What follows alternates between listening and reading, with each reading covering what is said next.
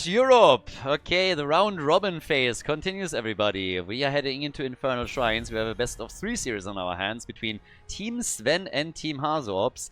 And, well, Team HasuObs has already lost their first match. So, yeah, when it comes to the round robin here, we have 6 teams in total. They play the whole thing out, and then the top 4 teams advance to the playoffs.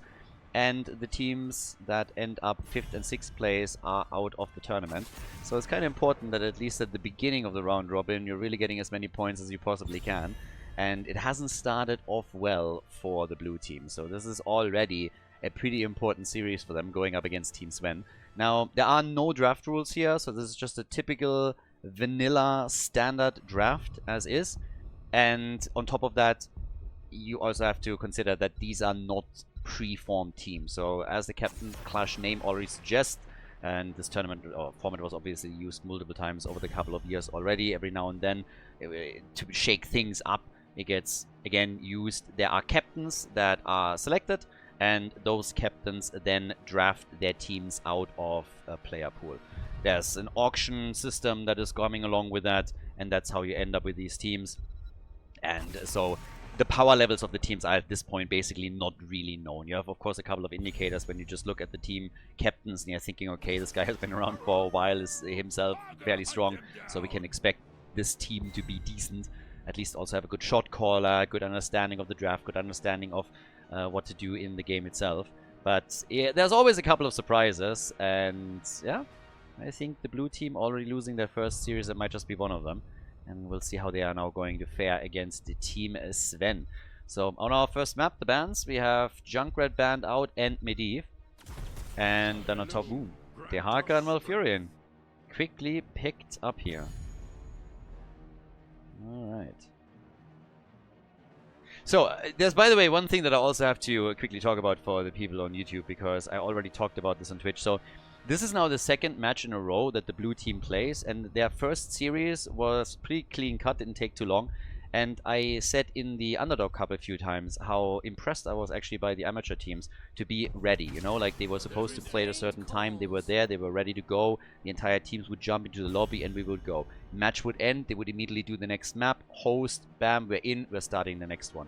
Here, it's the first day of the tournament. We're already starting 10 minutes late into our first match. Then we end the first series fairly quickly. And then it takes like 5 minutes until somebody even responds after the match, getting ready for the next one. And immediately says like, ah yeah, we need a 5-minute break. So I think in total it was a delay of 10 to 15 minutes before they even started to do the maps. Again, this is the first day. So it's... The contrast is funny to me. This might... I can actually totally see that the topic is maybe annoying a few people where like, why are you talking about this? No. But for me, the contrast is so funny because I expected the amateur scene to be the environment where there were more problems.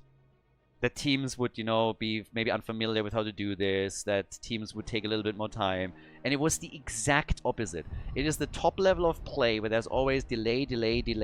One player's missing here, the next player's missing, then they need a break over there.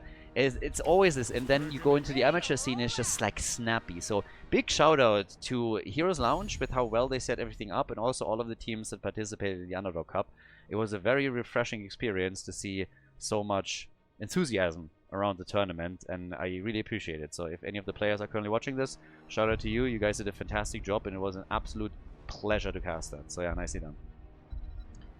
But okay, so we got Tyrael and we got Sergeant Hammer now. Yeah, with Infernal Shrines, very likely again Sanctification, trying to keep everybody alive here. As after Jonna got picked, we now have Tacita and Brightwing to round out the draft for Team Sven.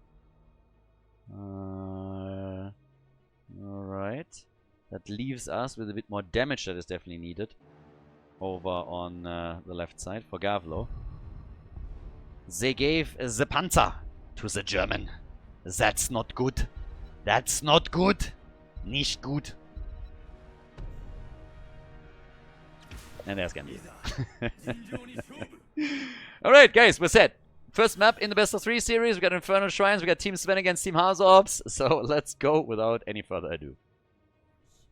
On the left, the blue team with Hasu on Sergeant Hammer. trying to channel his inner goodie. Bonus points for anybody that understands that reference. We have Johan on Tyrael, Sven on Dehaka, Hunter Orc on Malfurion, and Gavlo on Genji. Over on the right side of the map, it is Team Sven with Uki on Johanna. We got Banana H on Brightwing, Cesarboss on Tassadar, Hogger played by Sven, the captain, and then Azzy on Hanzo. So, let the games begin. Who is gonna take it here? This is only the second match in the round robin, so we are still judging power levels a little bit to get a feeling which teams are currently performing well in this and which teams can we expect to maybe struggle to make the cut and qualify for the playoffs. On level 1 we got the static charge, so again going into the resonance beam here. Sergeant Hammer on level 1 with the advanced artillery. Our early lock on this. And Hogger is already up at the top. He's going to be the one to deal with the Haka as all of this plays out. And yeah, time will tell how much he can do here. It's kind of funny, by the way, to see Banana H again on the support side. It's interesting because if you, for example, say, hey, Banana H, you're going to be a captain for the tournament, he will draft a team that has a support so that he can play damage. That has happened multiple times now.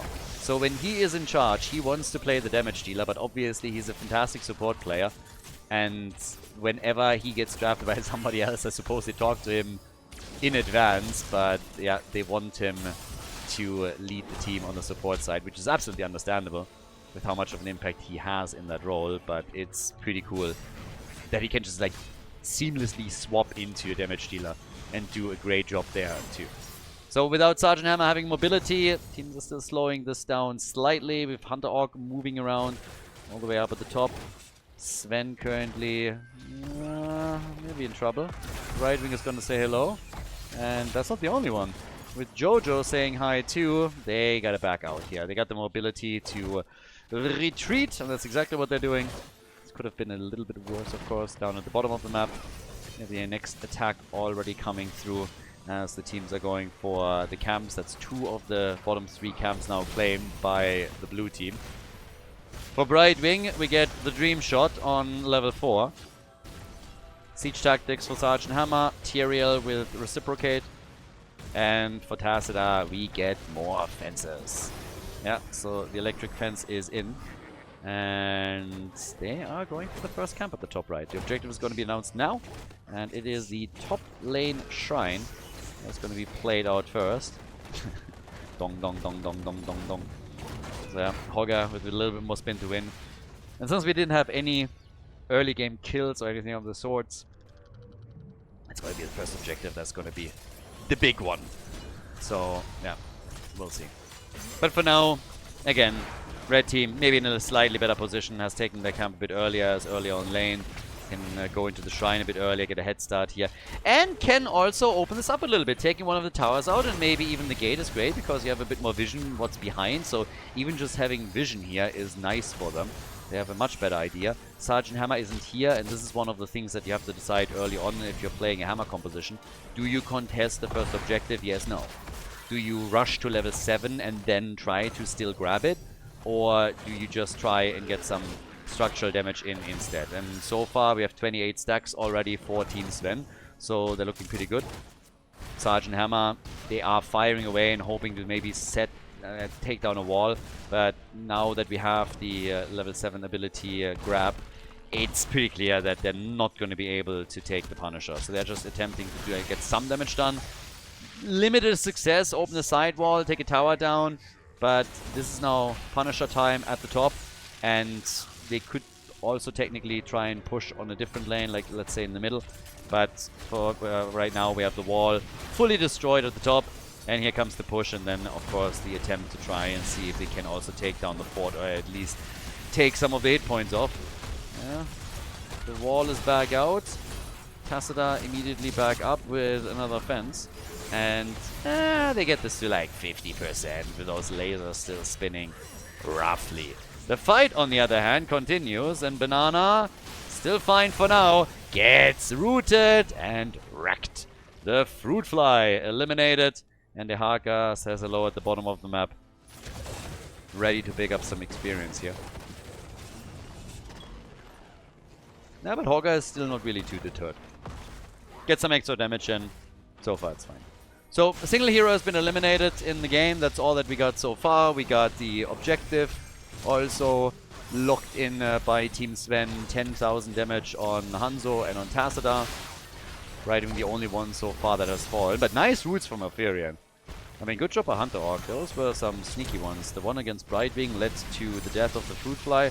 And now another double root that threatened them for a second for sure. There's a leading experience also for the blue team. Them running onto those side lanes and getting those extra minion waves obviously helped. And if you remember, they also, at the beginning, claimed some additional mercenary camps, which pads that advantage a little bit more. Sanctification, the BFG. We get Tranquility. And only Genji is currently making us guess a little bit here.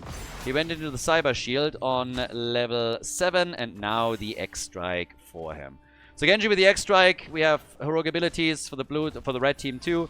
So we get Archon currently for Tassadar. He's going to try and use it, of course, on the objective. I mean, back in the day, it was always the mass transformations that especially the Americans played with Tychus, with Tassadar, and at times even with Alex Strasser to get the triple transformation going. And Hogger, compared to the previous games where we saw him, is now playing Hordapult over Shockwave.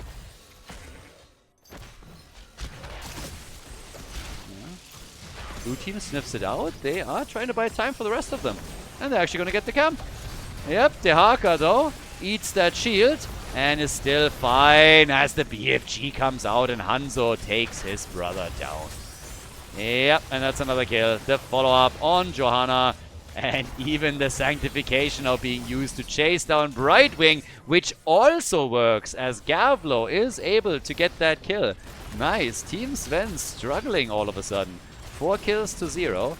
They just locked in 3 more kills in that battle and they get a 4th out of it. Yep, that sets them very much ahead in XP and also on the map itself. And with Sergeant Hammer pushing in the middle, taking the wall out and even starting to take down that fort, they're getting even more of a head start. That all happens as a shrine is spawning and all of the experience that they just picked up is going to get them dangerously close to level 13. So this is also a bit of a snowball and Team Sven can't be happy about that at all. So the question now, are they willing to fight against a level 13 talent advantage, or are they just looking at this and saying like, yeah, this is not going all that well for us. So yeah, that's currently the big problem for them. But this is a Frozen Punisher. So this is one of those things where you have to be very, very careful because Frozen Punishers are massively powerful. But at this point, we'll see how much they can actually do on this. It's 23. So the blue team is actually doing pretty good, as you would expect, with the talent lead, with the stat lead. Hogger is pogging though, and Hogger is getting them a little bit closer, but they're still 10 stacks behind. The arrow comes out of the top right. Now they go for Sven. He's dead. The wall, and the follow-up kill attempts on Brightwing, Tassadar, and Jojo. But Genji has to fall back, so job well done on the defense here to not lose more heroes than they already did. It doesn't change the fact that they haven't gotten a single kill yet. So we have a Frozen Punisher moving through the middle. Great move at the top though. That fort is now gone, so technically the teams are even in structures. So the red team is clinging to this as best as they can, but they're losing more and more ground, and they're having real top problems getting themselves a few extra... any kills actually. They're 2 levels behind now. That gap in experience is also starting to worry me a lot. 24,000 damage for Genji, and now that wall at the bottom is about to disappear. And thanks to the Frozen Punisher, they will take this one with ease and have also damage to keep. So, yeah, pretty good for them. It's only a 4-man in the middle. The Haka is still up at the top and is escorting this in on the fort itself. So while the red team is now going to get ready to defend this too, we still have a bit of an attack here. And Genji, Gavlo, here comes the Hordapult, the heal. And I think Hogger is not going to make it. He's not going to make that kill. But again, they're trying to punish Genji as best as they can. Level 13 talents are now ready also for Team Sven, but they lose Hogger. Hogger is gone, and boy, this just hurts. 6 kills to 0. And they're losing more and more ground and more of the map. I mean, if you just look at the vision currently from them, they have not really a lot of control over any of this. So they're just seeing the opponent push in. There's pressure at the top, and it doesn't help them at all. Like, again, they're pinned down. They're totally pinned down. They need to wait for Hogger to come back. They're 3 levels behind. They're Talon behind. Now that 16 is available, which also gives us Giant Killer, another amazing tool. The Elongated Tongue. We got the Moonlit Harmony. And even then from Genji, the final cut. So it's really dangerous for Team Sven to make any moves. And then in contrast, where you look at the vision of the opponent, they have now the camp pushing through the bot lane, the enemy territory.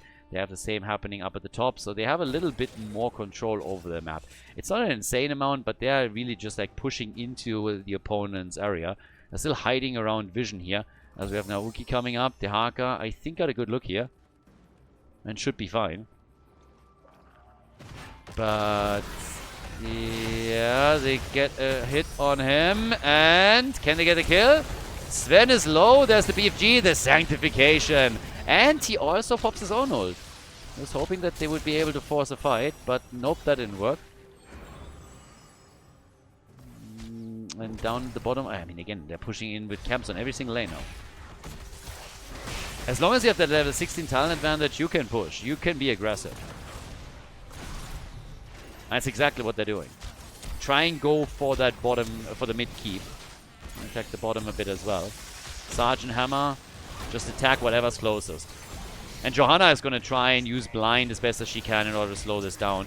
They have another 20 seconds roughly. I guess they want to go for the objective too. But get some extra damage in on that keep whenever you have a chance. Genji's coming in with shurikens.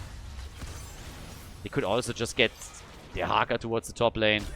They're already moving out here. This is at 50% HP, so they're going to be fine. But that's all free damage. That's all free progress that you can make. And now, still camps up that they could take. They already prepped this, so they can take this whenever. The raw damage output, Tazada is ahead at 30,000, but Sergeant Hammer, for example, is on 27 now. Genji's on 27. And the red team can't really do anything here. The red team is just sitting there and they're thinking to themselves, well, we gotta get level 16 first, but if we do that as our next move, then it's most likely going to take quite a long time. And the opponent is going to be so far ahead on the objective that we can't even contest the next Punisher anymore. There's also, in addition to that, a quick lick. Sven is low. They're getting out with the rest of the team, but that, again, channels the resources of the red team into that situation. And it leaves the blue team, it leaves Team HasuObs up at the top with a fairly easy objective. So they get the Punisher here. They grab that Punisher, and the Haka, they haven't been able to kill him. No kill for the red team. Only one, by the way, that didn't die on their side is Tazada. He's the only one that survived throughout all of this so far. But here comes that push, and this one will hurt. It's 16 versus 16 talents, so at least for the defense, they are on an eye level when it comes to the talents alone. But that wall is gone within seconds, just destroyed. And the barrage is starting on the keep itself. The Haka is escorting a few more minions through the middle of the map, hoping, of course, to create another hotspot on keep number 2. But this one is definitely gone. With Sergeant Hammer here and everything else, there's no way that they can save it. There's even the Shaman camp that is still active. So that's the first keep gone. And the next problem that the red team has is that level 20 is not that far off for Team HasuObs. They're getting very, very close to that. And yeah, once that you're up against Storm Talons, I mean, the gap is not shrinking. There's a 2.5 level gap between the two teams. That's a huge amount of time. Unless, of course, there's kills coming in from Team Sven. But so far, yeah, we have seen none of that. Right wing, lowest average APM here, by the way. Look at Sergeant Hammer. Work in those auto attacks. Right click, right click, right click, like a boss. Highest APM in the game on the auto attacker. Yeah, that's a former RTS player right there. Work of art. No, you can really tell on the IPM who played RTS before they switched over to MOBAs and who didn't. So yeah, in this case, we're having mad pressure now at the bottom of the map, even in the middle. I mean, Sergeant Hammer is now moving in. They have the ultra capacitors on her. That's obviously level 20 talents, and the aspect of justice is now ready as well. So, well, with this, we have the next keep destroyed. So that is 2 keeps down. Only 1 fort destroyed on the blue team side. And, yeah. We could just try and siege up at the bottom of the map now, which is exactly what we're going to see from them. Sergeant Hammer's a little bit low, needs some extra attention and a couple of heals. But, well, the Haka, he can create some pressure on the core itself. Outside of that, it's all about that bottom keep right now. And, of course, the next objective, where they can attempt to siege up again. And realistically, with 1.5 level of a gap still remaining until the red team hits level 20, this is plenty of time to control the flow of the game. They are far out with their little trap here, which I generally like, but can they actually get that flank? Currently, the blue team is none the wiser. The blessed shield misses! That was a quick wake-up call right there. So that was unfortunate. Came out of nowhere, out of the fog of war, but it still didn't connect. So now the camp is also claimed. Objective is popping up, but Sergeant Hammer is already active at the bottom of the map and is taking down the wall. And they're going to start destroying that keep too. We'll see if they fall back for the objective or if they're just trying to push this out. But once that the mini wave is gone, and now in this case also the mercenary camp, they're just going to retreat here. So, how is Team Sven going to play this? Are they confident enough that they can let this one go? I would say no. If you lose that objective, your chances of losing the game right here, right now, are pretty big. So you should really think about how you want to, execute this. Seems like they are confident enough that they will get level 20 in time. I wish I'd share that confidence, because I don't think so. You're going to get level 20 before the Punisher is taken, but I don't think that you're going to get level 20 with a realistic time frame to grab it for yourself. So then you just have to attempt to defend. But can you in that spot? We get the force barrier now in. We get Bullseye. As already mentioned, they're playing it slow. They are waiting at 38. They can set the next set of camps up before they're making any kind of big play. I mean, they're trying to force their hand now by going for the shrine. But unless we're going to see an utter disaster, hands-off keyboard moment from the blue team, they're going to get the Punisher. And there it is. So, Frozen Punisher in the middle. Dehaka at the bottom of the map, pushing for the next keep. They want to go for the KO move here. 18 minutes in. Now's the time. There's a camp at the top, so even if you had any catapult pressure there from the red team's perspective, that's not going to do anything for you. They're baiting it down towards the bottom keep, which again is soon going to get attacked too. But this is the play for core.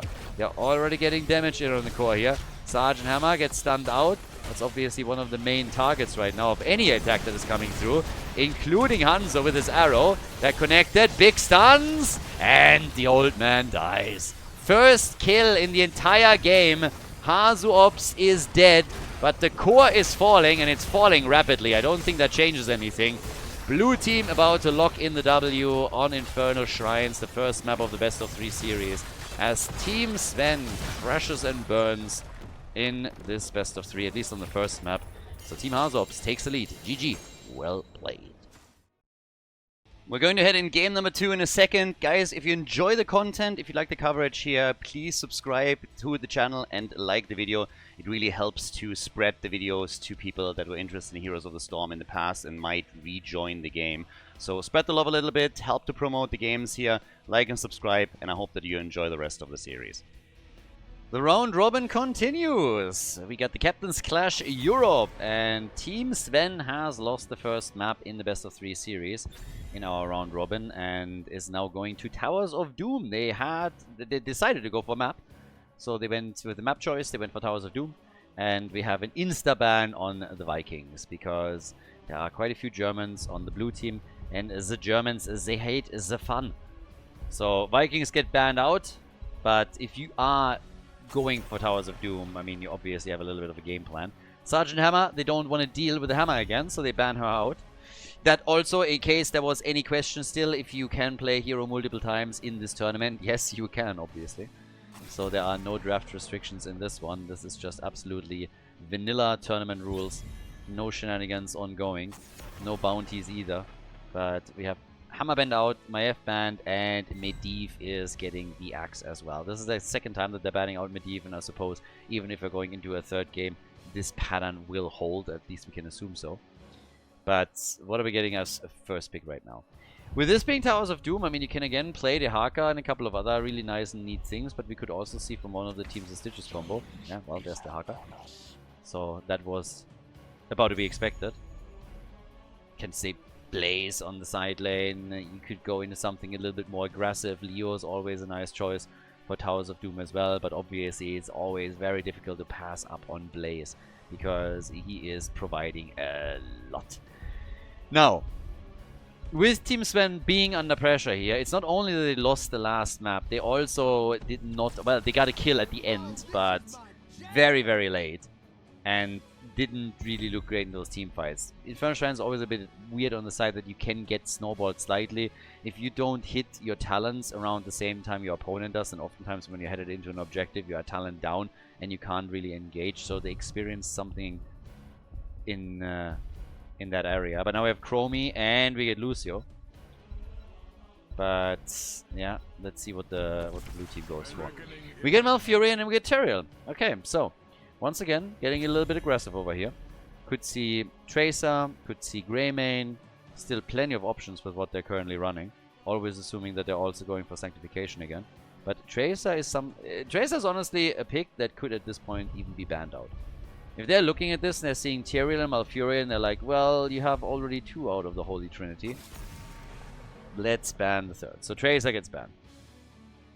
Kind of telegraphed. I mean, again, this is one of the strong comps that you would expect.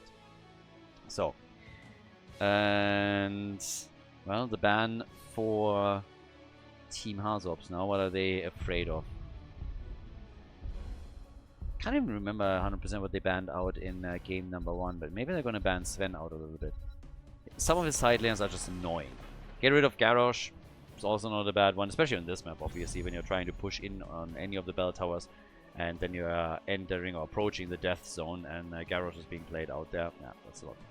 But Sven could still... I mean, technically Sven could still go for Samuro. Do I necessarily expect there? No, but he's done it before. A lot.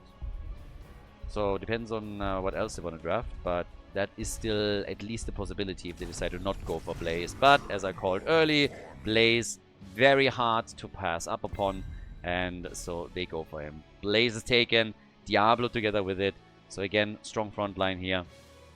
But now that Tracer is banned out, we still have to see what exactly Team HasuObs is now going to try with that comp. Is it really going to be a Greymane play, or are we going to get different heroes here? Cassia, for example. I don't think they're going to get anything like Vala here, but there's Hanzo, and we get Junkrat. They go double Overwatch. Okay, so Overwatch is in the house with Hanzo and with Junkrat right now. So a little bit more range poke and a couple of traps and grenades from Junkrat himself. That leaves us with the final pick. The team in red needs, of course, some added damage. So we have right now Chromie for some burst damage after, let's say, Diablo play plus jet propulsion, but they still need a bit more here. They could technically also go for Foresight if they really wanted to. If you feel you need to mirror a global on the other side, then Foresight is an option. But they go for a triple frontline now with Zeratul. And that's a nice pick. I like that one.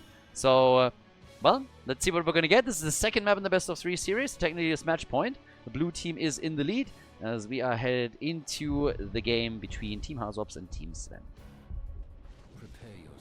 The blue team in the lead in the best of 3 series. Now, on the left, we have HasuObs, the captain on Hanzo. Oh, captain, my captain.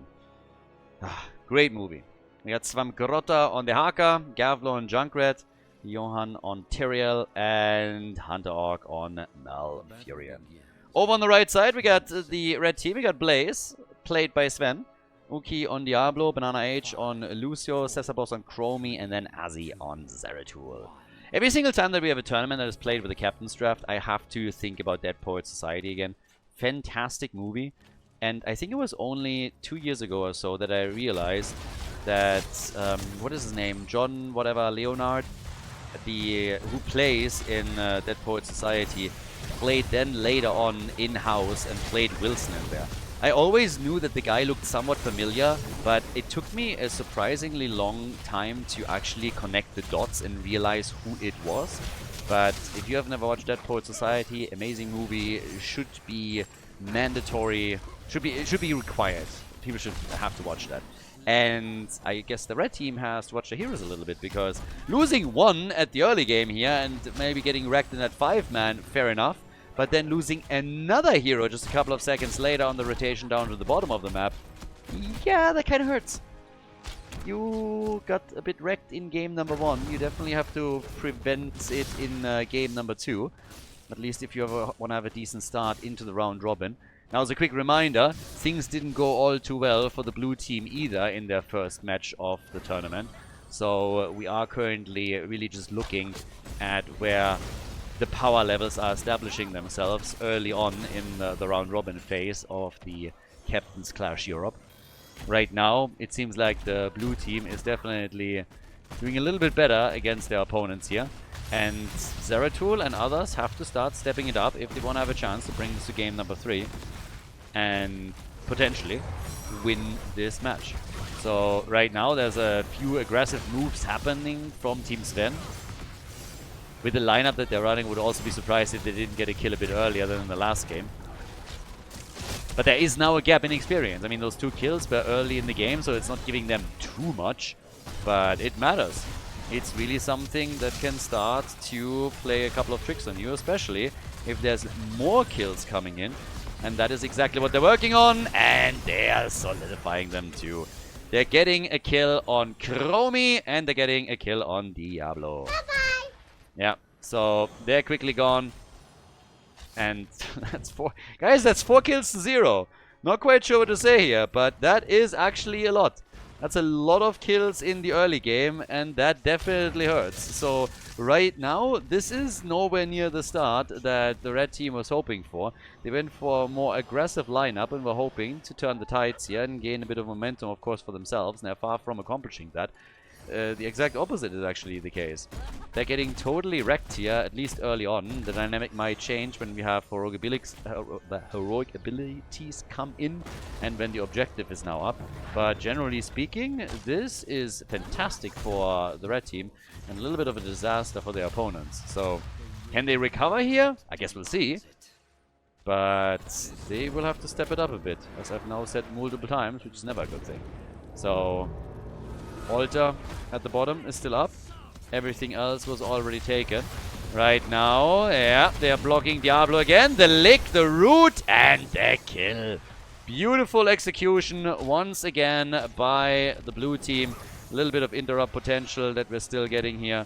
So, yeah, that's a nice one. But while Lucio is trying to zip around and make his plays, he's also finding himself, of course, in some trouble. Dropping hit points slowly, gets assistance from Zeratul and makes it.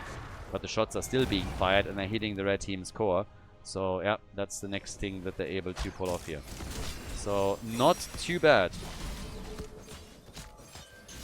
Blue team is going to be very happy with this. 5 kills to 0, half a level lead on the objective. It's Towers of Doom, so you shouldn't overvalue it.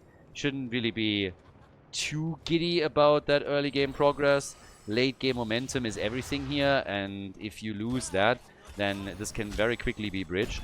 But when it comes to mid-game control that you're trying to establish when you attempt to take over a few of the bell towers, then this is about as good as it gets. Opening some of those walls up already, trying to make your moves there.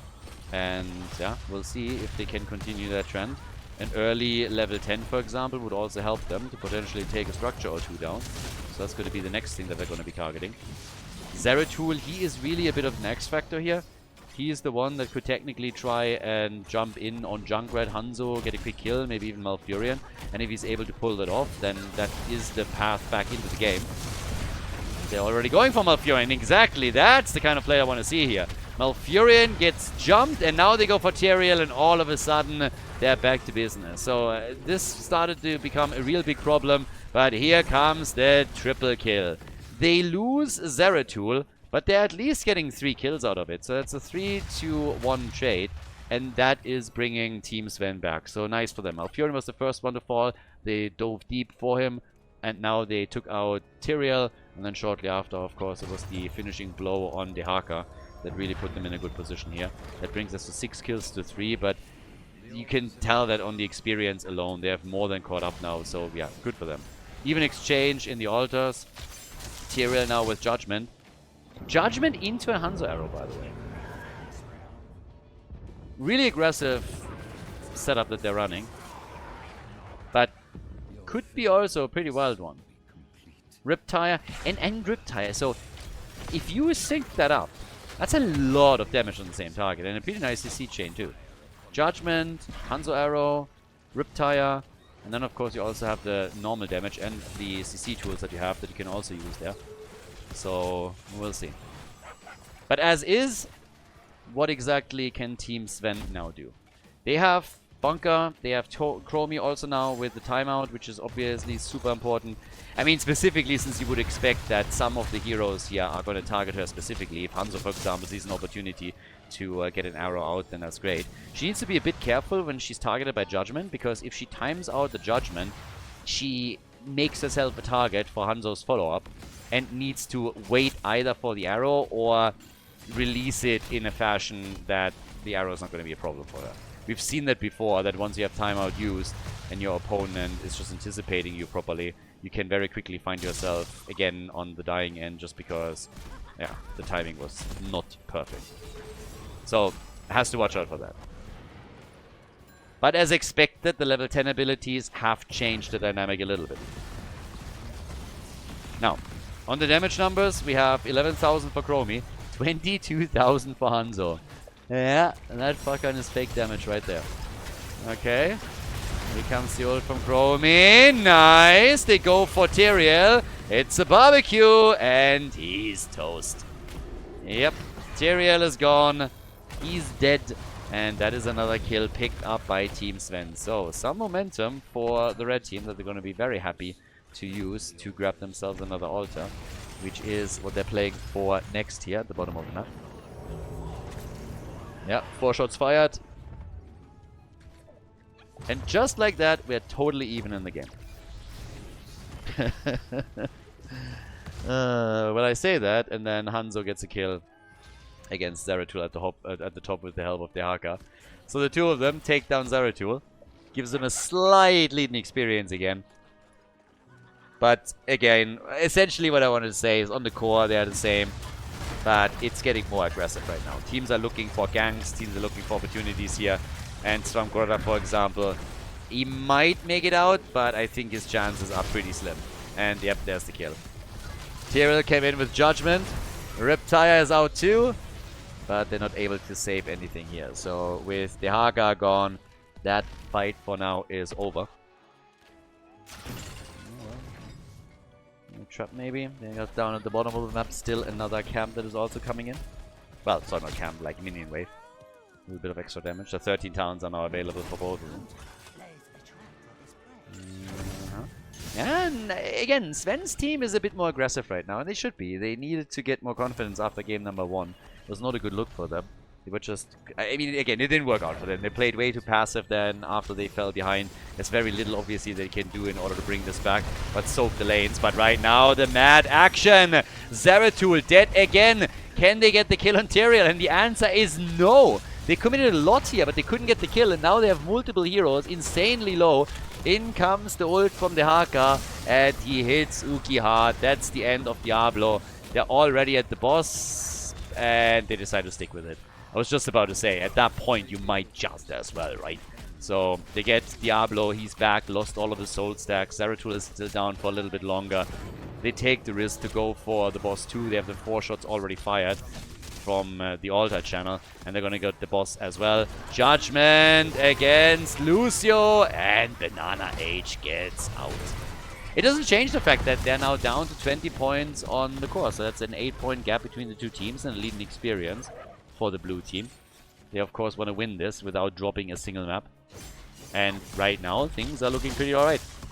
We got the heavy casters. That's a little bit insulting, honestly.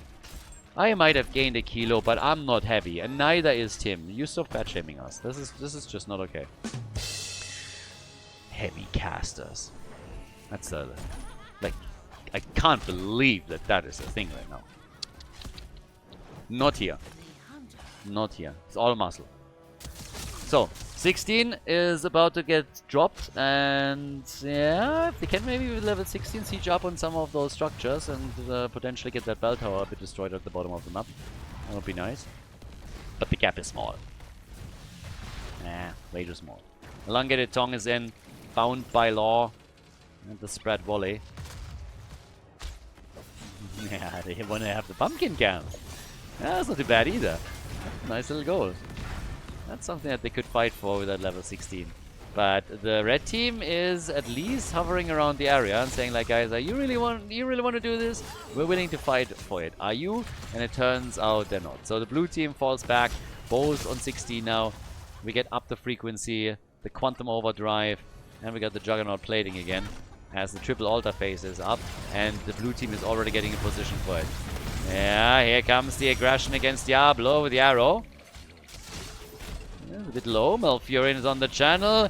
Lucio, where's the root when you need it? Right now. Ah, he gets out. Banana Age, so close. They got really close of getting him. At the top, the fight also continues, and Zeratul has actually channeled this. They invaded. They're going to get 2 out of the 3. The shots are being exchanged, but this one is still up, and this is one that should be easier to grab for Team Sven. And they have some long-range tools that they can use if the blue team is really attempting to contest this, like Chromie, for example, and also the mobility that Zeratul brings to the table. Hanzo with 41,000 damage now. We got 25,000 for Chromie. Oh, the tactical pause! 3-2-3 moment on the side of the blue team. That is a yellow card right there. Unacceptable. Tactical pause from Team HasuObs as they are starting to move in on that altar at the top right. Doesn't seem like anybody dropped here. So, yeah, maybe it's a bit of a pee break. Who knows? But, yeah, maybe one of those diapers wasn't able to hold it anymore. But whatever it was, they fixed it quickly. Just let it run, my friend. Let it run. It's fine. So, 9 kills to 5. They didn't really fight for it. They gave it up. And that's now 20 to 16. So, all good right there. Well, with that said and done, we have the good old Blaze taken out. So, still more pressure. 10 kills to 5. The arrow. Ah, well done. Lucio paying attention here. And they are trying to engage again, but the problem is it's 5 versus 4. So, yeah. They're having a bit of a tough time here. They're falling farther behind in experience. There's a level gap between the two teams right now. The situation on the core is not really that much of a disaster. It's a 4-point difference. That's nothing on Towers of Doom. It's absolutely nothing. But the experience gap, that's more of a problem. And also, when you're looking at the bell towers, the push for the top, that's fine. But you have now down at the bottom of the map also this one getting slowly destroyed. And bot lane is always more important because of the 2 pumpkin camps that you have there. It's just more opportunities to take points of your opponent's core than you otherwise would have. So right now, they are trying to push for this a bit more aggressively. Also, of course, with a level 20 in mind, but more so because of the pumpkins that they just got. And those are defended quite nicely. The Reptile is pushing them a bit back. Damage on Lucio is nice, but not enough. Hanzo tried to get a connect and did some damage, but just not enough to get the kill. So, by now, we have still our 1v1 battle in the middle. But they will continue the pressure here. It's a double altar phase. If you get one of those, you're fine. And the blue team is going to get the bottom one for free. For absolutely free. Fight is being forced. Stuns are coming out. There's the Dragon Blaze. And Hanzo, he's still channeling. Gets the channel, but Tyrael falls in the meantime. Yeah, it's going to be an even exchange, I suppose. That's the problem. So, channel by Sven gets interrupted again, but we have also the camp claimed. We're trying to buy a little bit more time. And that grenade didn't make it, so now we're still maintaining that 4-level gap, that 4-point gap between the two teams. Zaradul has died 3 times, so did Diablo. Tyrael didn't fare any better throughout the game. So 3 deaths on all 3 of them. It's still Hanzo that has the top damage in the game. Easily. Not even close. And the pressure at the bottom of the map against the bell tower is now coming from Team Sven. So they are always just trying to find a way back into this. And the level 20, of course, still will kick in earlier for the blue team. But the gap isn't that insane anymore. It's a half-level lead. Maybe you can do something with that level 20 gap, but it's already going to be a lot harder now. So we'll see if they can pull that off. Only heroes that haven't died yet are Hanzo and Junkrat, the 2 Overwatch heroes on the blue team side. Boss is obviously also still up. Yeah, it's getting tense here. 16 points to 12. There's not a lot left on the core. Level 20 talents are in. That gives us the Bullseye. We get Contagion. We have again Aspect of Justice, which is of course the new addition here. So, yeah, down to the bottom of the map. We are now completely on the camp train. And can they get a bell tower? It's actually interesting because we are now 16 minutes into the game where we have not seen a single bell tower converted. They are trying to make this happen now, but their opponents also get level 20. Mix and Fire is ready. Blaze also with Burn Notice. They go for the kill and they get it. Tyrael is gone. It's a little bit of a death timer reduction with the explosion, but they are pinning down Zeratul and he gets Hanzo'd. But Junkrat gets also murdered, so it's a couple of trades that we're getting between the two teams here. Try to push the blue team back, but they turned the favor. We're aiming for Diablo, couldn't get the kill here. But this could equalize the points on the core. This very well could and maybe should. Yeah, they try to get another hero destroyed. And Hasu is gone. Team Sven. Here come the plays. That's the late game momentum that we talked about. 12 points to 12. The kill advantage still goes to the blue team, but probably not for much longer.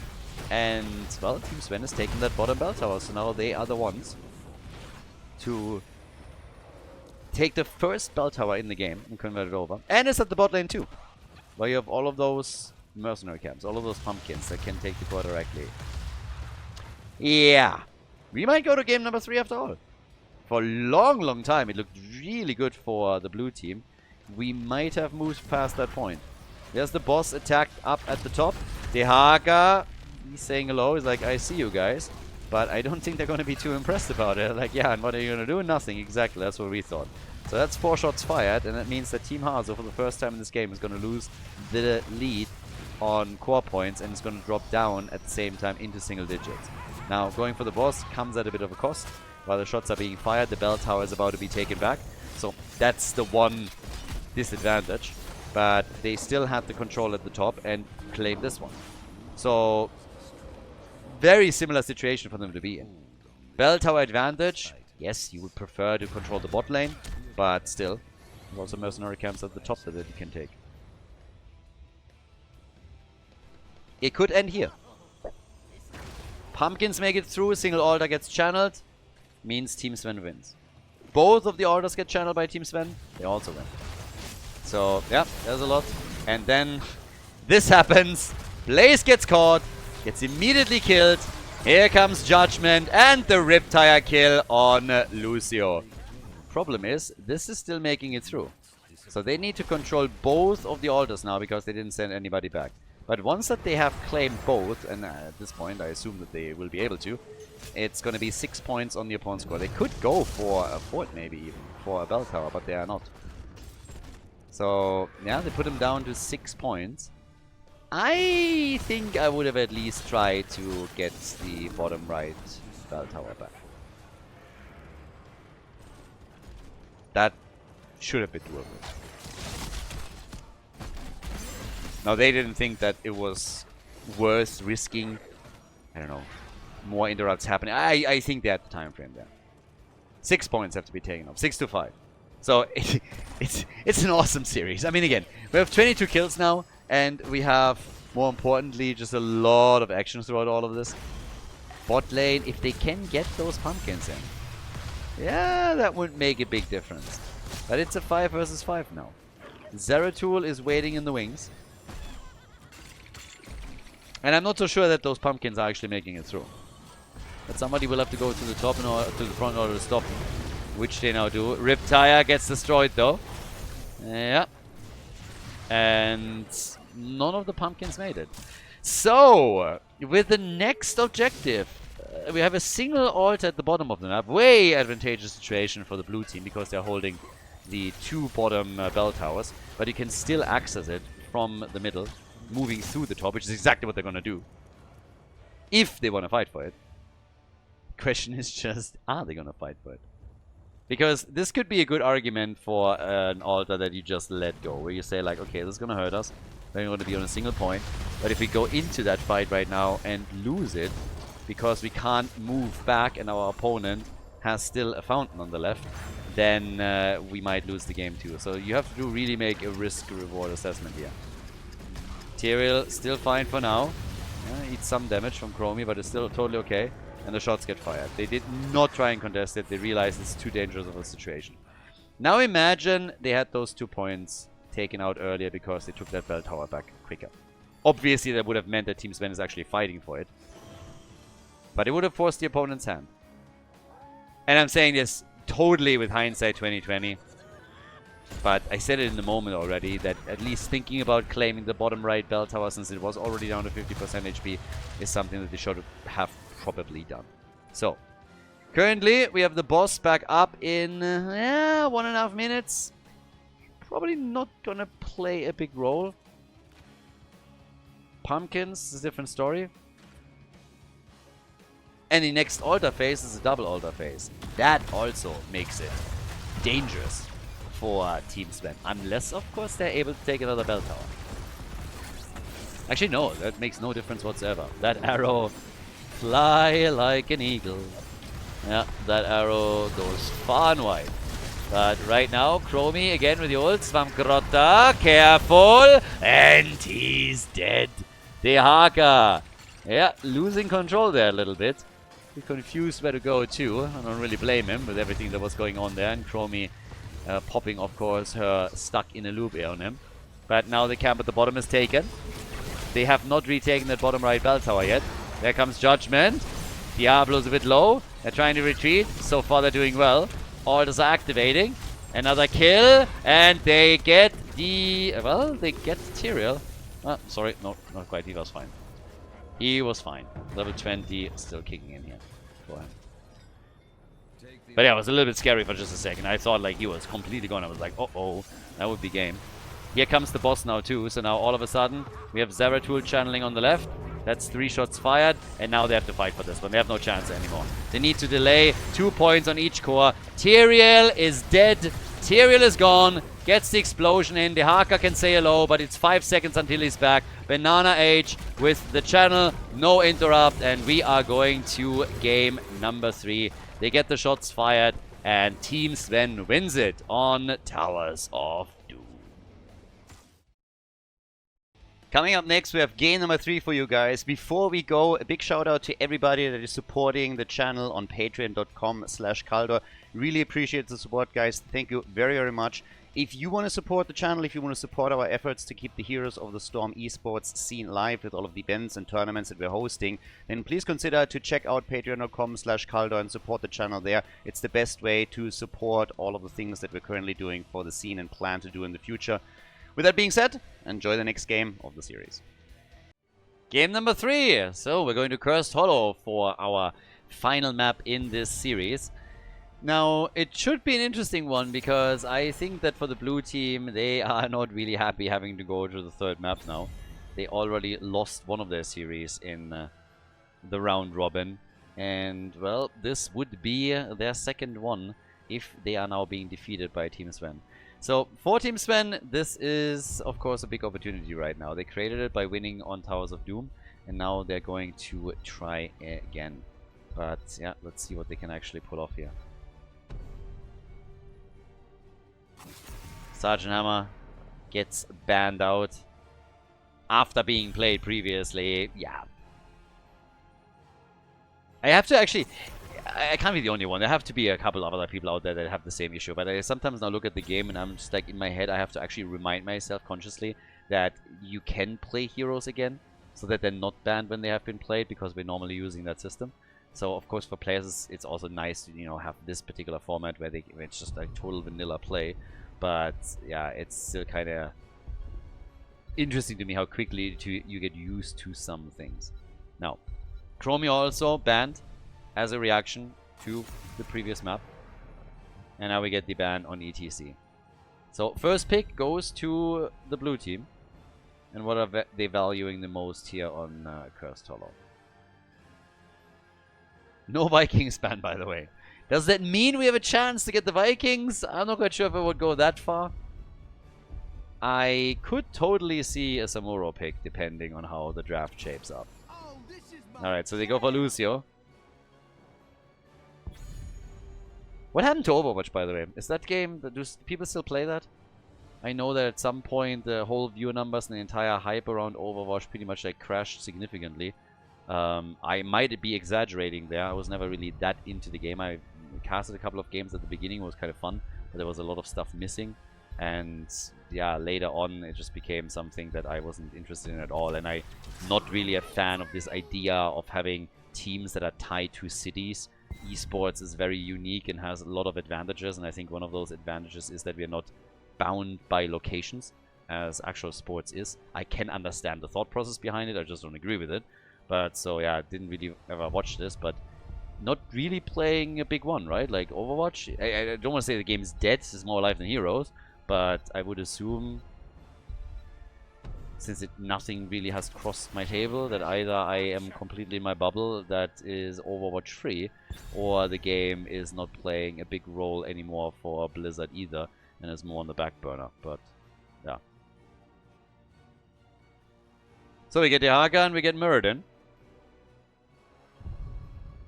I could have seen Dehaka as an early pick for Team Sven as well. Yeah, so they let it go through. So now you have the global on the other side. The Abathar ban. This is one of those things. Every single time that I see Cursed Hollow, I also associate it a bit with Abathar. And if you have Lucio with a symbiote or Muradin with a symbiote, that's already insanely annoying. I would assume that if they went for Abathar, they would have picked someone like maybe even Greymane together with that. There's other choices, but anything that you can copy and do a lot of damage with. So I understand that they're currently getting rid of that. And Medivh gets banned, so no ley line into Apocalypse shenanigans. But are we going to get one of these X Factor picks, right? That's something that I'm still a bit curious about. And I'm looking at Sven here mainly. I guess Azzy. Azzy could also go for like some kind of triple frontline melee assassin, but my main thought is currently on Sven, and he may be picking something like Samuro. Nope, we get Hogger, and we get Sylvanas. Banshee Queen hasn't really been played a whole lot here. So now in Cursed Hollow, you can push the structures down a bit more aggressively. That leaves us with the damage dealers that we need for the blue team. Again, this is their chance to lock in a big victory, which would come in very handy for the round robin standings that we're getting here. And let's see. Malthael and Hanzo. Honor. Yeah, and then the final pick, as we're going in with Azzy.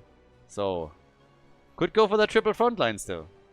Yeah, they sometimes bust this out. I mean, he has like a lot more flexibility in his pick, of course, than only that. But we've seen him also pick Zeratul earlier, which I guess at the end of the day really worked. They have to think, okay, what does the opponent have? What do you play around here? And they go for Zeratul again. So it's our second Zeratul pick.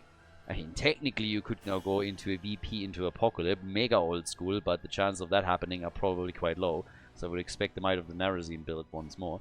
But it brings us to our final map. So ladies and gentlemen, final map of the best of 3 series, Cursed Hollow. Off to the races. On the left, Team HasuObs with the captain on Hanzo. We got Hunter Orc on Lucio, Gavlo on Malthael. Johan is playing Muradin. And then we get Swamp Grotta on Dehaka. To the right side of the map, It is Sven on Hogger, Banana Age with Brightwing. We get HasuObs on Sylvanas, Uki on Diablo, and Azzy is playing Zeratul for the second time in the series with Shadowhunter as his level 1 talent. And we have the Might of the Banshee Queen for Sylvanas. So, let's get the show on the road and see if Team Sven is able to win 2 in a row and, well, not advance to the next round, but advance to the next series with a win under their belt. This is their first match that they're playing here. Attack already up at the top, and hello, that is a lot of damage. Yeah, the Haka comes in, gets a quick poly to the face so that he can't get a lick in.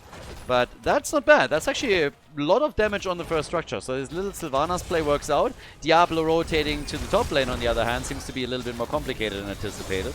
So, yeah, they nearly got him. Brightwing assisting and ensuring that Diablo does not fall indeed. Attempted to turn on Muradin, which could have worked out. But lots of aggression already. And it left Zeratul at the bottom of the map. So Zeratul is currently all alone at the bot lane. He's trying to push this a bit more and see if he can get some structural damage in as well. Has the AoE here. And Hanzo is making the rotation down. But this is definitely going to cost them a couple of hit points on the structures. Yeah. No matter what Hanzo does here. Lucio is trying to be a bit aggressive around this and is now moving in with the rest of the team to see, or not the rest of the team, but at least with a few heroes to see if he can maybe contest this. But the reaction was a little bit too fast, so the camp gets taken. This is now the moment when you yourself have also taken the camp, of course, with the help, or in this case, of the Haka. Could have tunneled in if there was a real need for it, but there's nothing wasted since both of the teams have now their bruiser camp. But that top line pressure has cost them the first tower. That is all thanks to the initial Sylvanas pressure play that we saw. Now, Zeratul is just continuing the party and is getting them the Siege Giants, as level 4 talents are kicking in for both of the teams, and gives us also the Thunderburn. Alright. This talent still triggers me. It still does. Why is this one not called Reverberation? It's literally the talent with a second club. Like, how is that a thing? My theory is still that somebody got drunk. It was like, I don't know, happy hour on a Sunday night. They came in the office early, half drunk, and then they just swapped the talents out, and then when they realized it, they were too embarrassed to change it. Or, of course, it's the other alternative. Active Blizzard just didn't care. That might be a little bit more on the nose. But yeah, definitely mislabeled. And every time I see it, I don't talk about it. I talk about it quite a bit, I think. But every time I see it, believe me, I'm thinking in my head like, ah. And then I'm like, I can't talk about this again. It's too annoying. People don't care. I care. Tribute is taken. Alright, blue team walks away with the first one. Oh, and maybe, yes indeed, a kill. First blood in the game. Zeratul is gone. Yeah, Protoss is eliminated. Keep in mind how they started into the second game. HasuObs' team in game number 2 had an amazing start into Powers of Doom. What was it? 5 kills to 0 or something like that. And on top of the kills, also doing well on the objective. And then for a long stretch of the mid game, they also look really strong. But right now, yep, they have again a slight lead in tributes, in kills. But after game 2, be very careful to call out any big advantages here. Next tribute is coming up, more so on the right side. Okay, Zeratul with a little bit of damage, but Gavlo was already moving back away. It is quite tricky though. If Zeratul moves in and then Brightwing also says hello, then you have a lot of CC that you can use. Well, first of all, a lot of damage, of course, but you have also some added CC on top of that with Brightwing's poly that you can use in order to get kills here. So this rotation and these little plays from Zeratul, that can be a huge problem. Plays like that obviously have been made in the past as well. as we've seen that particular play with, for example, Abathur combos, right? You get like one hero to rotate between lanes. Ideally, some of that is very mobile. Brightwing portals in. You have some symbiote assist, and all of a sudden you turn a lane into a 1v3 or 1v4. So, yeah. One tribute on each side. And they're going to be fine with this for now. And Dehaka has done work at the bottom of the map. Dehaka was able to get them a lot here. Zeratul dies again. Now that is starting to become a concern. That's the second death of Zeratul. Reports incoming. I mean, level 10. Oh, early boss here. And they are rotating with everything they have. Yep, especially the Hanzo factor is, of course, fantastic. So, seems like the red team is going to go for the boss at the top too. They are a little bit late though. Like, if they want to make that move, I'm not even sure if they're actually going to go for it. But if they do, then they have to start it early. And it seems like they're going to let that one slide for now. So it's only one team that walks away with the boss, and they have level 10 abilities. As a bit of a thank you. So Sylvanas is instead just trying to push. That's not too bad either. I mean, that is some decent damage that they're getting in before the Dehaka even appears. He has been sniffed out by Diablo. But that is half of the fort gone, roughly. So that's not too bad. Yeah, Brightwing will have to jump out. He's going to dodge out on the lick, able to escape. And now they have level 10 abilities of their own, which also gives us, obviously, the Shockwave. We get Apocalypse down at the bottom of the map. Yeah, I guess they can kiss that one goodbye. That fort doesn't really look like it's going to make it. But at least they did some damage at the top. They weren't really in a spot where they could have gone for a boss themselves. The early level 10 was too much of a deterrent there too. But they might be able to do a little bit more here. So, topside pressure, Banana H, that's a boss. Yeah. Brightwing was trying to get away here. Was trying to help out. Can't, and that's a kill. Last rights and Diablo is gone. I don't think that he actually saw Dehaka approaching. I think he was fully focused on what was going on with Diablo and decided that he would help out there. So, yeah, with that, we have them easily claim the kill, and that leads to the boss being taken too. So right now, 3 kills to 0. They're getting another boss, and this is the momentum that team HasuObs was looking for. A few more kills would of course go down well, but Brightwing makes it. Barely gets out. In the middle, Zeratul trying to be a bit more aggressive, at least completing his level 1 quest, so that gives him now some added mobility. It's always nice when you complete the quests here. Diablo also with the APOC, as they're starting to force a fight again. Level 13 isn't ready yet for Team HasuObs. There is a tribute, and this would be a curse. If the blue team gets it, then, yep, this would be a curse right there. So, in that case, let's see what they can... Ooh, what they can actually do here. They're trying to go for the fight again, and nearly a kill. But there it is, Lucio gets followed by Zeratul, and there we have finally the first kill and the second for Team Sven. They get the double kill, they will get the tribute. The boss at the top has taken the fort out though.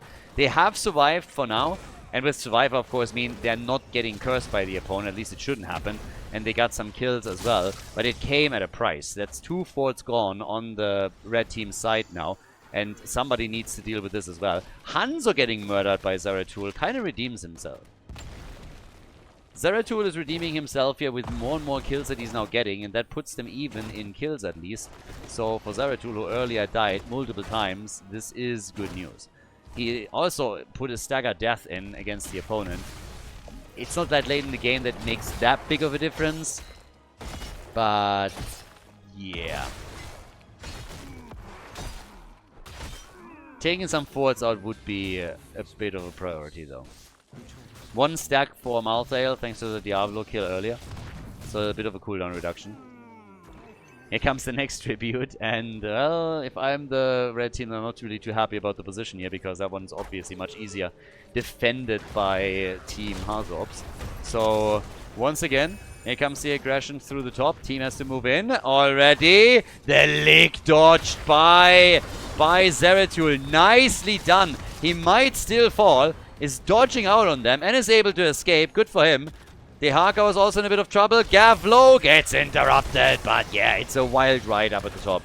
The fight for the tribute still ongoing. Zeratul low in HP. Might rejoin the fight here. Has to be mega careful now, obviously. Still sitting around Brightwing. Here comes the APOC. They get the stun in. They try to go for Mirrodin, but the fight turns and focuses on Hogger, who dies to the last rites of Malthael. And now everybody else is also on the run. Zeratul still with some extra damage as he's able to get away. Diablo, though, he's in real trouble and about to fall, and the team is already cursed.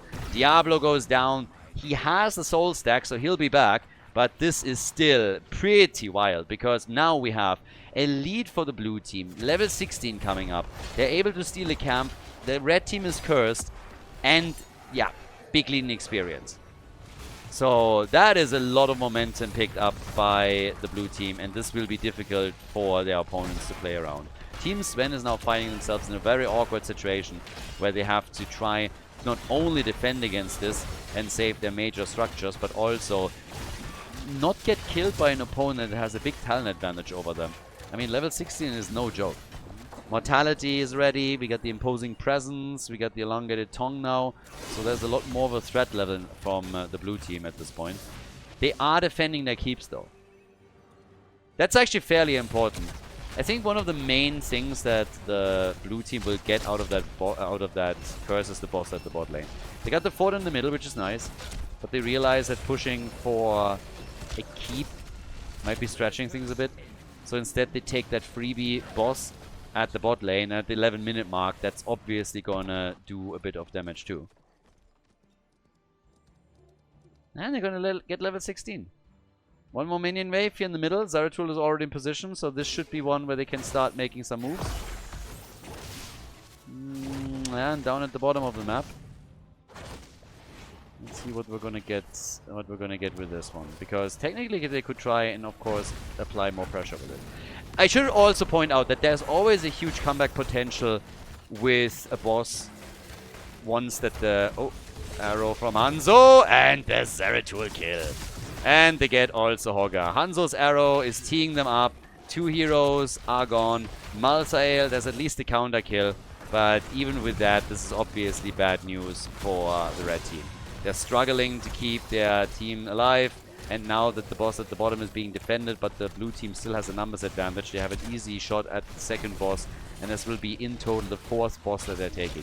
Just as I was talking about how Sylvanas is actually a really nice tool to have in the late game, where one single boss could technically help you to start a big comeback because you're getting more structures destroyed and can snowball a lane push very easily towards the keep, maybe even the core.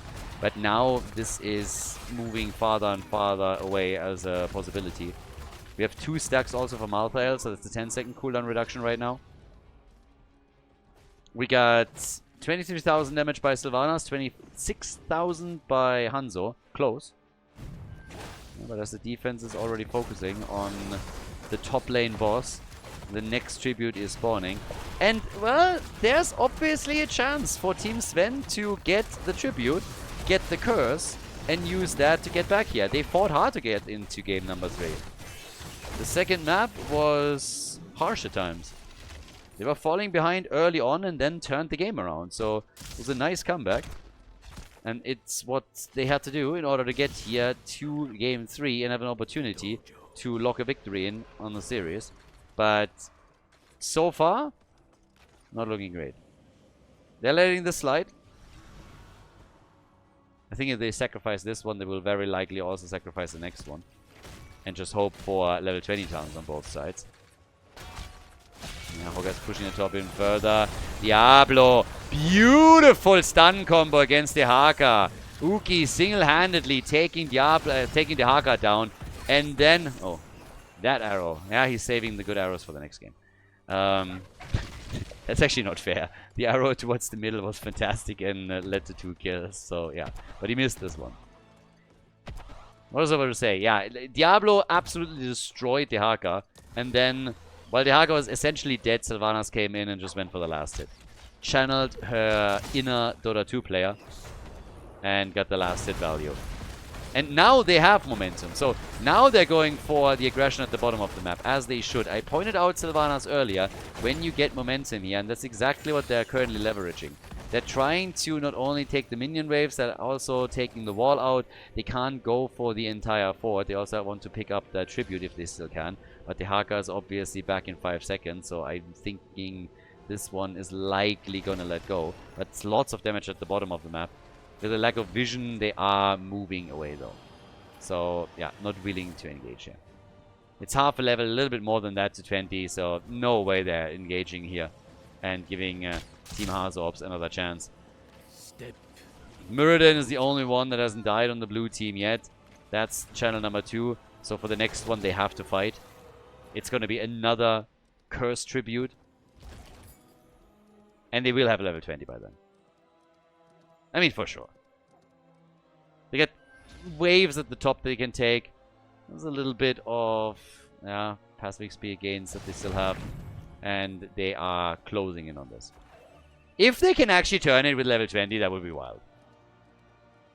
Yeah, that would be really, really wild. Because it would, I mean, it would be more or less a repetition of the pattern that we've seen in game number 1, where the blue team gets ahead and really starts to take a lead, and then all of a sudden we're seeing Sven's team in the later stages of the game starting to make big moves, and with the increased death timers, create opportunities for themselves that allow them to take the game on. So now we have, first of all, the Shadow Strike. We got also Bolt of the Storm, Hellgate. We got the Invisible Friends. And, yeah, big opportunities now to go for that team fight. And we have a boss up on the map. Big team fight potentially over the curse at the top. The Haka, he can always move towards the top. They're double checking where everybody is. They want to make sure that the boss is not taken. Because if you take the boss now, you will go for the core with it. We are 16 minutes in. Arrow's already out. And yeah, Right Wing survives. What about Muradin and Malsail? They both make it. Lots of ults being used. No Horrify though, and that's a curse. Nah, not Horrify. No Apocalypse. So that's a curse. Yep, the position on where they stood for the fight don't allow them to contest that. So that's a freebie. Curse is taken. Ah, boy, that really sucks for the red team. For Team HasuObs, this is essentially a checkmate position. So, first you were trying to deny the boss to your opponent because you were worried about it going for the core. Now you find yourself in basically an even worse situation because you're not only cursed, but your opponent is taking the same boss and is then using that boss to again go for the core. Through a lane that can now not fight back for another 40 seconds. So, they are in a disastrous spot. Zeratul is pushing the lanes out, taking also the catapults apart here. So that is safeguarding the topside keep for a bit longer. But, yeah, this is bad. It was really just a position during the fight. The blue team had a much better position in that fight. The red team oriented down towards the bottom. And then they couldn't go towards the top, towards the tribute anymore, without falling into traps and dying. So they had to stay back and be like, well, we don't have the mobility to get there. And now it's just checkmate. Right now, it's just simply checkmate. The keep is gone. They need to win the team fight big right here, right now, or it's over, and they know it too. Shockwave is out, Apocalypse is out, Last Rites doesn't do enough, but the entire blue team is still alive, and the core is losing its shield. There comes the move for Diablo, and he's dead. Comes back in a moment. We might have a kill here, at least on Muradin, but nope, even he survives, and the core is already losing hit points. The boss is currently at 30%, and the blue team falls back? What? Boss was at 30%, not the core. The core is at 65%. But the blue team actually falls back here. Okay. Did not expect that. 65% on the core. I thought they would fully commit here. And just go for the auto attacks. Camp is about to be taken. Damage output, 38,000 for Sylvanas. 47,000 for Hanzo. It's a bit of a desperation move. The Haka is already escorting this in at the bottom of the map. Swamgora shouldn't be able to solo this. But they are deciding that they have to go for the boss. And I can absolutely understand this decision. Like, understand, there are no good choices anymore for Team Sven. None. They have to take big risks right now. Great arrow, straight in the choke point. The core is losing hit points, and losing hit points quickly. They're trying to retreat. Shockwave is out. They couldn't get the kill on Gavlo, and the core is at 23%. So they tried it. Didn't work out. They couldn't get the boss. Hogger is attempting to escape, but will be killed. They kill the Haka as a counter, but it's 11% on the core. And again, as I said before, the only thing that can maybe bring you back is you getting that boss. And that tribute. But the blue team can just push the bot lane. So, as before, same holds true. There are no great plays anymore left. You have to take some silly risks. But they get the kill. They get Hanzo. Hanzo is down. That's huge. That's a big one. If they can follow up with a second, and they can. But, of course, Malthael, that dirty little cheetah, is just buying back. But somebody needs to go to... Well, actually, they don't have to go to that tribute. That's fine. They should. But, yeah, if they can get this one, this would be big. Would help them a lot. Somebody should definitely take that catapult out, by the way. But they want that boss. They let the tribute slide and they want to go for the boss. They have the numbers advantage. With Hanzo gone, they can use the boss and they can use Sylvanas. I called this actually already early in the game. That one of the best moves for them to get back is leverage Sylvanas with the boss. And that's what they're trying to do here. Sylvanas gets rooted, doesn't care. Now they got this one. They still have to defend at the bottom of the map. These catapults, again, the catapults cannot make it to the core. That can't happen. You're at 11% on your core. And they're not pushing with this. What is the game plan when you're not pushing with this? I guess that they're afraid that they're getting backdoored and they have to deal with this. They have to address it. But what are you hoping for? To get the curse? To just buy time by pushing the lanes out and then get the curse? I mean, maybe. They've taken now one fort out of the top, one fort at the bottom of the map. But a comeback here would just be, like, wild. If it works out. They're setting up a trap. Hogga has now safeguarded the bot lane a little bit. But there's also a camp at the top. There is still a keep standing there. But just imagine losing this one too. So they are now trying to trap him. They're setting up some traps against the blue team. And the blue team just wants to push. 12 seconds. Dehaka, he will escort this through at the top lane. There's no real global on the side of Team Sven. Don't come in with Brightwing. Brightwing doesn't do shit on the lane. Brightwing can look at the minion wave and ask it to not push too hard. But that's about it. That's a curse. Okay. Blue team allows the curse. Blue team knows that there's likely a couple of traps. So they allow the curse to happen. That keep still need... Again, that keep is still going to get attacked by the Siege Giants. I don't know why you sacrifice this. They want to go for the boss and make their... This has to be the... Okay, if they sacrifice the keep like this, they have to go for final play at the bottom now. Now you have to fully commit on this. Sylvanas was close to the Siege Giants and could have taken them out, but they rotated her down. And now you have the Siege Giants moving for the core with the Haka. Yeah, I'm sorry. They needed somebody to take care of that. And now that's not happening on the boss. If they can kill the Haka... No way. Holy shit. Okay. Yeah. I'm still not 100% certain if that was worth losing your keep. But that changes things slightly. So the lanes are pushed out because of the curse. Now you have the boss. We're 23 minutes in. The Haka is dead for roughly 40 seconds. That's your chance right there. If they get a follow-up kill right now. Oh my god. Arrow is out. Shockwave as well. They're exchanging a couple of ults. Imagine Muradin dying. Zeratul is moving in and out the entire time. So here's your chance to get a keep. At a minimum. Minimum.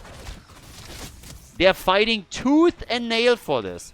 Team Sven, again, some of the choices you might not agree with. It's also hindsight being 2020, right? Like, let's be honest here. These guys are playing with adrenaline pumping right now. They have to make calls with less vision that we have. So, right now, they go for that keep, and I think the keep is gone. Sylvanas is disabling it already. The question is simply, can they get more?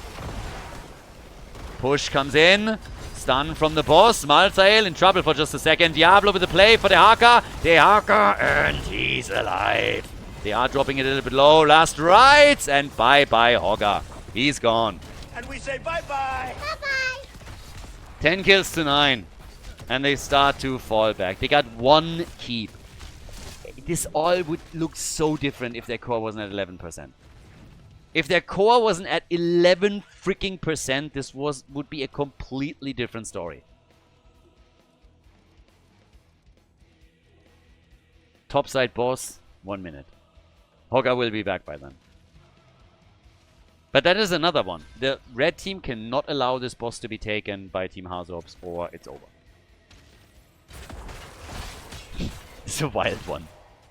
This is absolutely a wild one. I mean, seriously. And Zeratul is now just like dancing around them. Left, right, left the entire time. Looking for opportunities, looking for chances. He died a lot in the early game. Right now, doing way better. Has died in total 3 times. Is at 44,000 damage. Down here again, next camp about to be taken. And it's all about pressure against the core now. It's vision. Vision matters the most. As long as you know, and as long as you control the points towards the core, you can shut down backdoors. Once that you lose vision completely, backdoors are starting to be possible. It's all about vision plays. Where does the opponent show? What do we know? What are they aiming for? Where are camps available? What's the next objective? Is a curse close? This would be the second tribute, and it seems like the red team is willing to give it up for free. It's the boss that is the big deal. The boss is the big one. Diablo is saying hello here. Zeratul is now moving in as well. Hogger comes in. Yeah, and they're jumping out. It's the camp in the middle that is now becoming an issue. Catapult here should help though. And the Haka's at the bottom of the map. He might have to join them on the fight. The Haka wants to go for it again. Keep in the middle, loses a few more hit points. They're just trying to buy time. They're trying to buy time and delay. Buy time for the Haka.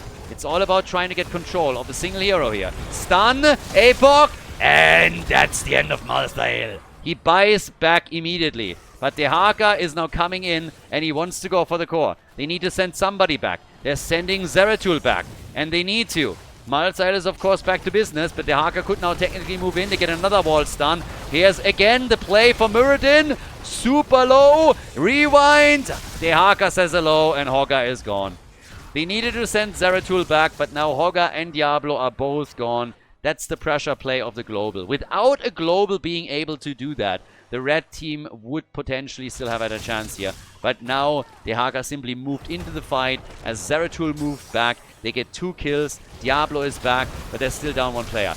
No! No! Lucio! No way!